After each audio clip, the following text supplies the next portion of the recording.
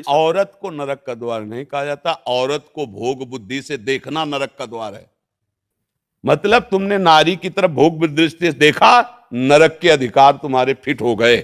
नरकश नारी मतलब नारी को तुम भोग बुद्धि से देखा, तुम्हारा नरक का बिल पास हो गया है। तो बात समझनी है, अगर उसको ठीक समझ नहीं है तो आपकी बात को गलत ढंग से पेश करके वो फिर निंदा का कारण बन जाता है कि शास्त्रों में नारी की निंदा की, ऐसा नहीं है।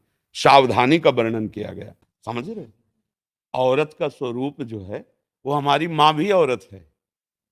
अगर स्त्री स्वरूप है तो माँ भी है, मेरी बहन भी है, मेरी पुत्री भी है। भगवान कह रहे, भगवान की बात समझना। त्रिविधम नरकस्येदम द्वारन नाशन मात्मनः कामः क्रोधा तथा लोभा तस्मात् दैत्यम त्यजेत। ये तीन नरक के द्वार हैं, काम क्रोध लोभ। इसमें ना स्त्री वर्णन है पुरुष वर्णन है। अब जहां शास्त्रों में वर्णन की स्त्री को तुम नरक स्वरूप देखो, किसको? सन्यासी बैरागी को।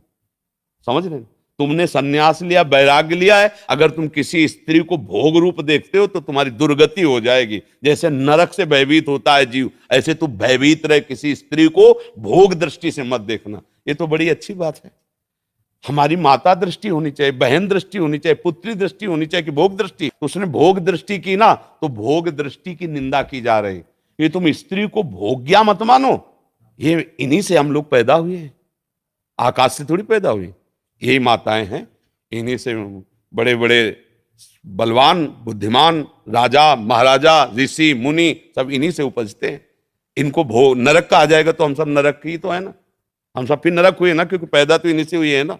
कोई भी महात्मा आकाश से थोड़ी उतरा है, माता से तो पैदा हुआ है, तो वो माता आप ही लोगों में तो होती है। इनके बिना सत्ता ही नहीं है।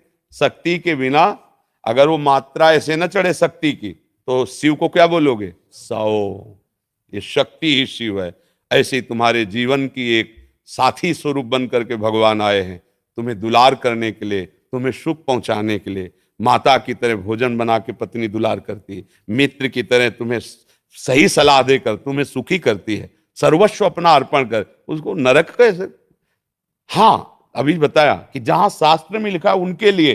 अब तुम वैराग्य ले लिए हो, सन्यास लिए हुए हो, और माताओं बहनों को गंदी दृष्टि से देखोगे तो क्या होगा? इसीलिए कहा गया नरकश्य नारी। हम श्लोक भी पता है हमें, ऐसा नहीं कि पता नहीं।